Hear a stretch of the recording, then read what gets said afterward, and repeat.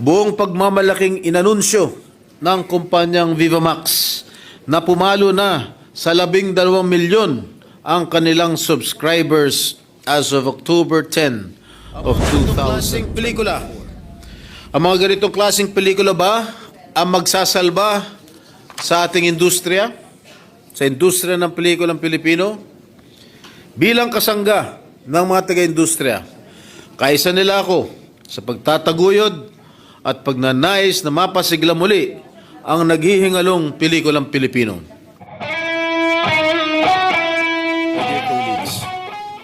I rise before you in a matter of collective and personal privilege.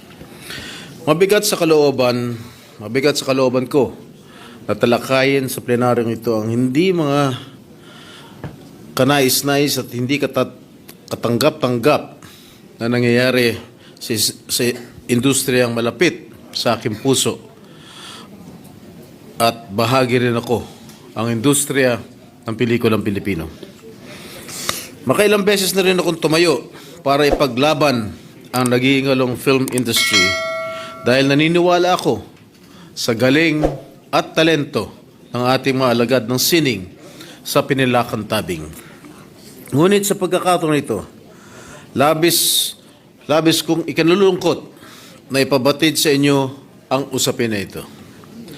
I rise today to express my deepest concern and strongest condemnation over the proliferation of and easy access to vulgar, explicit, and pornographic content on streaming platforms, particularly on Vivamax.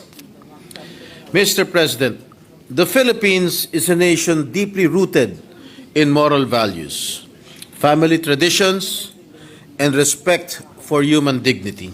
However, these principles are being challenged by platforms that prioritize profit over social responsibility.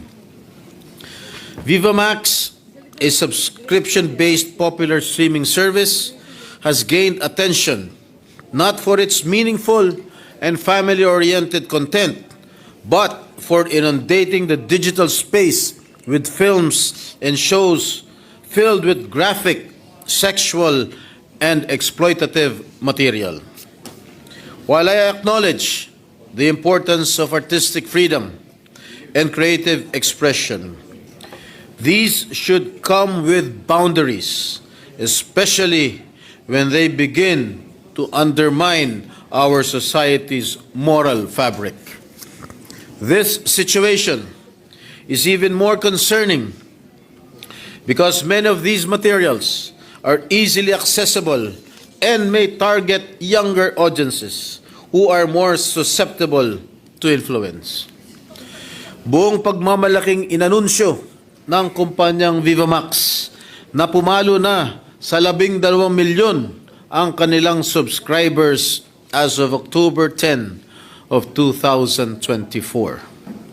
Bagamat may mga comedy, drama, romance, horror movies, at concerts na mapapanood sa ilalim ng rebranded na streaming platform ng Viva Communications Incorporated na kilala na ngayon na VMX, ang unang bubungad sa subscriber ay ang tinatawag nilang sexy contents.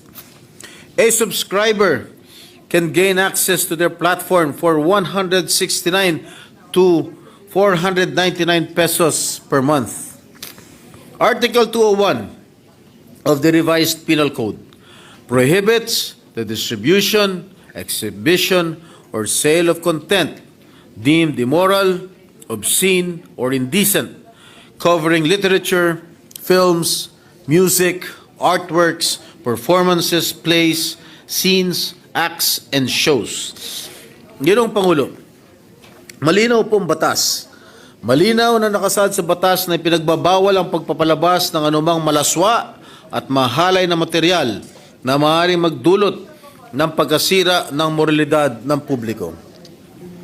May parusang aabot sa 6 na taon, multa na mula 20,000 hanggang 200,000 at pagkansela ng permit o lisensya ang sino man lalabag dito. Ngunit, tila hindi sapat para mapigilan ang mga plataporma gaya ng Viva Max sa pagpapalaganap ng ganitong uri ng nilalaman. Nauna nang tinawag ng pansin ng MTRCB ang Viva Max, bunsod na rin ang mga reklamong natanggap ng ahensya sa malalaswang ipinalalabas dito. Sa isang nilagdaang kasunduan o Memorandum of Agreement noong Enero na nakarang taon, nangako ang Viva Max na mag-self-regulate. Viva Max committed to ensure that the content on its platforms are aligned with contemporary Filipino cultural values, not objectionable for being immoral, indecent, contrary to law and or good customs, injurious to the prestige of the Republic or its people, or with a dangerous tendency to encourage the commission of violence or of a wrong or crime. Ngunit, tila hindi tumutupad ang Viva Max sa kasunduang ito dahil sa isang monitoring na isinagawa ng MTRCB. Lumalabas na mga pelikulang pang-streaming platform ng kumpanya ay nababagay lamang sa mga porn sites. Mr. President, are we normalizing porn on streaming platform now? Ang mga ganitong klaseng pelikula, ba ang magsasalba sa ating industriya, sa industriya ng pelikulang Pilipino? Bilang kasangga ng mga taga-industriya, kaisa nila ako sa pagtataguyod at pagnanais na mapasigla muli ang naghihingalong pelikulang Pilipino. Hindi ko pinapalampas na hindi bigyan ng pagkilala ng Senado ang mga pelikulang pinaralanganan ng mga international award-giving bodies. Ito ay paraan ko upang mahikayat pa ang pagiging malikain at linangin ang talento ng ating mga kababayan. Hindi po ito usapin ng censorship, kundi ng proteksyon ng ating mga kababayan, lalong-lalo na laban sa mga ganitong klase ng content online na sumisira sa kanilang moralidad at pananaw sa buhay.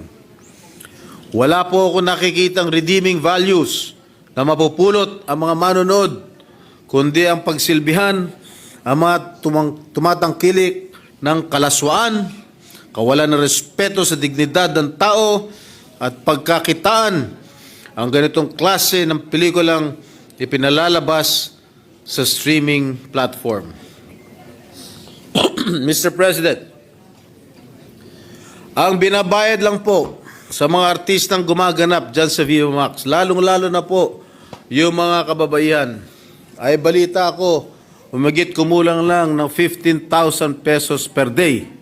Paghuhubad ka na kung ano-ano pa gagawa sa iyo ng direktor. They are exploiting our women, Mr. President.